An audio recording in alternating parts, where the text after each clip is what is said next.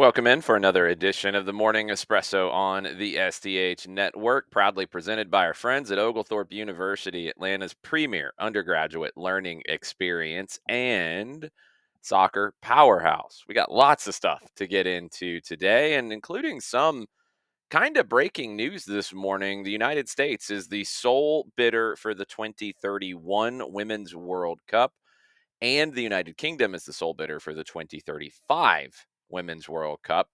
FIFA President Gianni Infantino announced this morning at the UEFA Congress in Belgrade. Infantino said, quote, "The 31 bid is from the United States of America and potentially some other CONCACAF members together.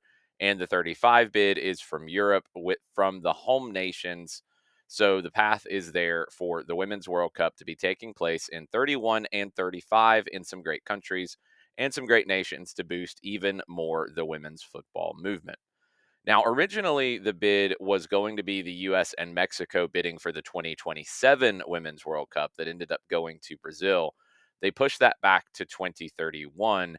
Now, Infantino just mentioned the US. It's unclear as to how the bid will be organized, if it is a co hosting situation or if Mexico plus other countries in CONCACAF will host some games in the tournament. Infantino also said FIFA planned to increase the number of participating teams at the Women's World Cup from 32 to 48 in time for the 2031 event. That would put it in line with the Men's World Cup, which will go to 48 for the 2026 tournament here in the US, Mexico, and Canada. Also, Infantino at the UEFA Congress expressed an intention to switch the number of teams in the men's and the women's Olympic tournaments. Right now, it's 12 in the women's Olympic tournament, 16 in the men. FIFA wants to swap them, give more prominence to the women's Olympic tournament, less to the men's. The men's tournament is essentially a U23 tournament with overage players allowed in three cases on the roster. The women's is full senior national teams. All right, on the field last night, LAFC, late night out in California. They beat Inter Miami for the first time in 2025 in an official competition. 1-0 win in the first leg of the CONCACAF Champions Cup quarterfinal series.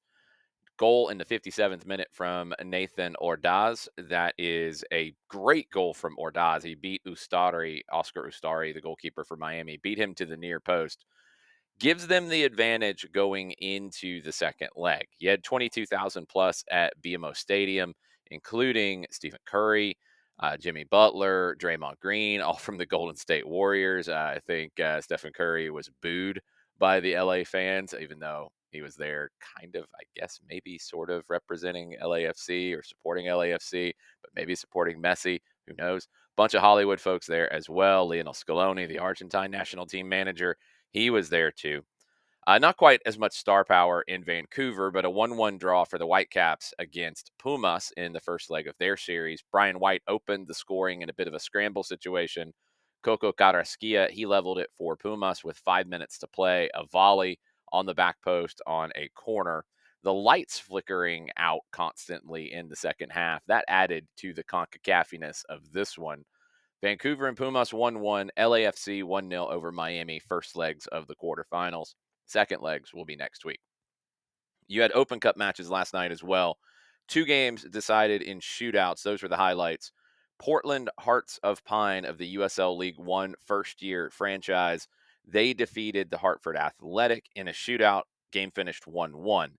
In Chattanooga, game finished 1-1. Two great goals early on in this one, but it was the Chattanooga Red Wolves who won the post-game shootout in front of 12,131 fans at Finley Stadium. Fourth largest crowd in Chattanooga history, one of the largest crowds they've had in about a decade. Second largest crowd in the second round of the U.S. Open Cup in history. Great atmosphere, wild scenes to see the Red Wolves win and some of the post-game extracurriculars, fans running out on the field, players waving Red Wolves flags at midfield. It was pretty wild. But Chattanooga Red Wolves, they will move on, and the draw will be this afternoon. You can watch it on Paramount Plus, which will be your home for the rest of the Open Cup tournament. The U.S. moved closer to clinching a berth at the 2025 U17 Women's World Cup. 7-0 win over Honduras in their second game. They're pretty much assured of winning their group, but it's not definite yet. They will play a third match in Trinidad and Tobago here in the next couple of days. Jose Mourinho, what did he do now?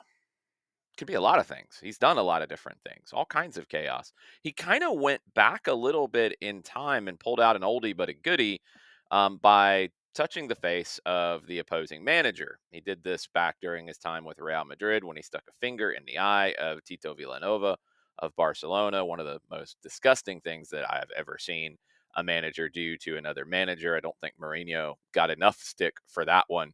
We'll see about this one. He grabbed the face of Galatasaray coach Okan Buruk.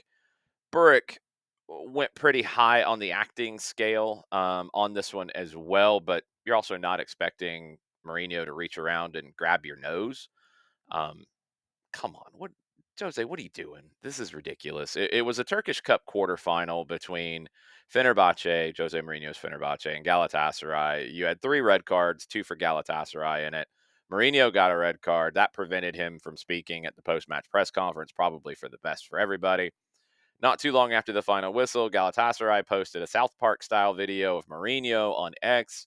The whole thing goes to the end with Mourinho wearing a straitjacket. That happened. This is not a joke. 5 million views, just about, and almost 200,000 likes on that video as of this morning.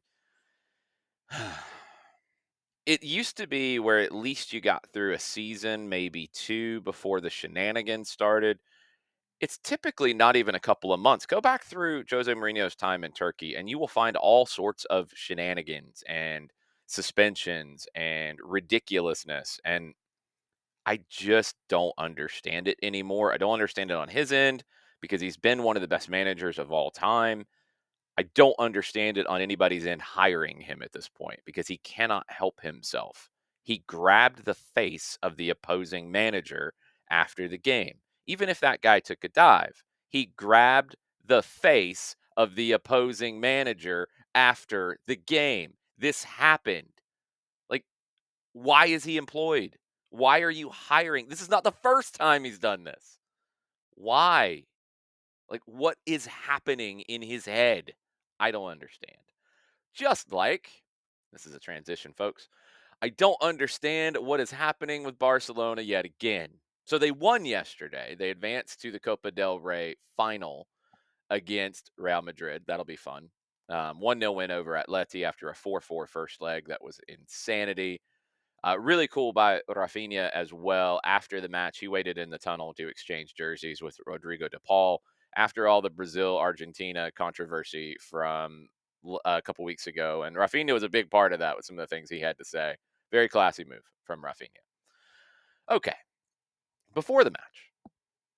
So, La Liga has now said that Barcelona are not meeting financial fair play rules in the internal Spanish financial fair play rules, which are different. La Liga has reported to the authorities and auditor that the club employed for 4 days. They had an auditor for 4 days. 4. That guy, we think it was a guy. We're not 100% sure because we don't know who he is. Played a vital role in them being allowed to use Dani Olmo and Paul Victor in the second half of the season. We've talked about this whole thing a lot on the Morning Espresso. So, according to La Liga, an unnamed auditor was appointed by Barcelona on December 31st. Just shows up on New Year's Eve. And this unnamed auditor provided a certificate to the league which confirmed that the sale of the VIP seating to Middle Eastern investors worth 100 million euro to the club was properly accounted for as income in the club's profit and loss statement for the 2024-2025 season. It was that sale that proved crucial in allowing Barcelona to meet financial regulations and register Dani Olmo and Pau Victor. Now remember, that sale was not ratified by the league until January 3rd, which was after the deadline to register them. That's why the league deregistered the two players who were only registered through December 31st. That's why it went to an appeal, and the courts allowed Barcelona to register those two players, saying that the sale happened before the end of the year. It should have been ratified by the league, et cetera, et cetera. However, Felipe Dujic would be very proud of that. Now, La Liga is saying that it the sale either didn't happen or the auditor made something up or whatever. And it's an auditor who worked for them for 4 days, and we don't know who it is. So La Liga is saying that three auditors reported to La Liga over the span of 3 months, and the other two, the one before the unnamed guy or woman, could be, we don't know who it is, and the one after, who took over 4 days after the other one, January 3rd, they don't include that 100 million euro sale. So, what?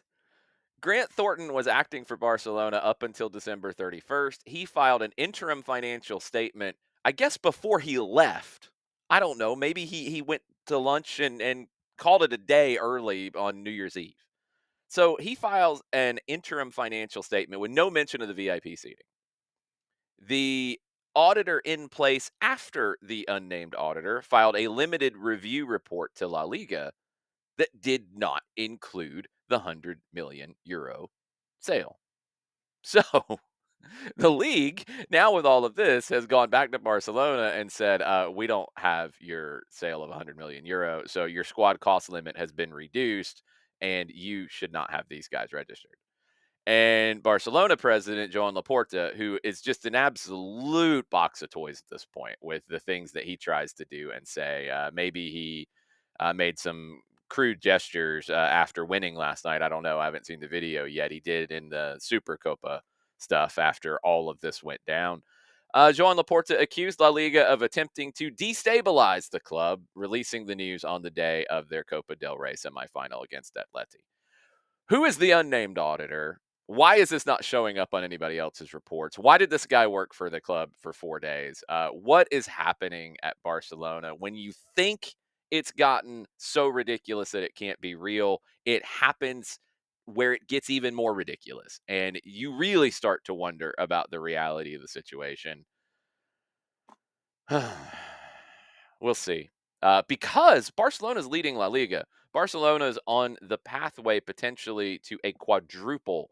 Barcelona's having an incredible season, and they might not get to finish it with two players who have been instrumental in the second half of the season, who it potentially comes out that they should not have even been allowed to play. So what do you do with everything? It's crazy. It's absolutely crazy, but welcome to Barcelona. Let's go to something slightly less crazy. A little crazy, but slightly less crazy. This is how we'll wrap up the espresso today. Liverpool, they won 1-0 over Everton yesterday. Couple of bits of controversy. One, the potential red card to James Tarkowski, which was in the 11th minute, was not given. PGMOL, the organizing committee for referees in the Premier League, they admitted that Tarkowski should have been sent off. He was booked for the 11th minute challenge on Alexis McAllister. He went in to clear a ball, but very, very recklessly. The VAR, Paul Tierney, opted not to advise that the yellow should not be upgraded to a red. It should have been upgraded to a red. I'm okay with that decision from the PGMOL. It should have been. It wasn't. I don't know if they do any retroactive disco kind of stuff like we see in MLS, but it should have been a red. The winning goal, I do have an issue with this, and this is not about the way the referees handled it. It's about the way the law needs to be rewritten as we're evolving. So Diego Jota scores it. There were cries for an offside against Luis Diaz in the build-up. The argument would be that Diaz, who was in an offside position when the pass is made, forced Tarkowski, who should have been sent off by this point, to make an interception. So Tarkowski has to play the ball, even though Diaz is in an offside position, because the pass is made into a line that you would think would be for Diaz. Well, he's in an offside position. He's not moving, but he's in an offside position. Tarkowski doesn't know that and has to make a play. So, by the letter of the law, when Tarkowski makes a play on the ball and then turns it over and it goes to Diaz, that puts him onside. That should not be the case. And I agree with David Moyes. He said it's a clear offside. It's not according to the laws, but it is according to the spirit of it. Even Arne Slot was, he said according to the rules it was a goal, so no one can complain, which is hilarious. He did say the law is obtuse. I like that. I'm going to go with that as well. The law is way too obtuse and it needs to be clarified. When a pass is made to an offside player, in my opinion, that makes them an active participant and they're interfering with the play. That needs to be amended because this kind of situation is what shouldn't happen. A defender's got to make the play. A defender doesn't know if the player's offside. That should not allow the player to become onside when the defender makes a play for a pass to an offside player. If a pass is made to a player in an offside position, in my opinion, that makes them active even if they're standing still, like in this case, Diaz was. This isn't to yell about Liverpool or to yell about Luis Diaz or any of that. It's to yell really about the IFAB laws of the game. And as we are evolving and learning and seeing, they need to continue to evolve as well. This is just a clarification point that needs to be tweaked, and it should be because defenders shouldn't be in that position to have to try to judge if somebody's offside. And you can't let that ball go and then he's onside by a finger or in this case by a toe. You can't let it go. You have to make the play, but making the play shouldn't then bring the player onside. That shouldn't happen. So there's my rant on laws of the game. You got my rant on Barcelona. Exciting stuff about the Women's World Cup, and we'll get more clarification on that. It looks like it's coming to the United States in 2031. Maybe it's coming to Atlanta, you would have to assume, right? And we'll have a lot more to talk about between now and then. We'll have a lot more to talk about today as we get ready for tomorrow's morning espresso. We've got Training Ground Dispatch this afternoon. We've got high school soccer on both of our Mixler channels tonight. Toombs County making the trip up from South Georgia. They'll play Hebron Christian. Trinity Christian is hosting Dutchtown. Both of those games this evening on our Mixler channels. And thank you so much for hanging out with me for a cup of morning espresso. Be back tomorrow morning with more soccer news that you need to know, presented by our friends at Oglethorpe University.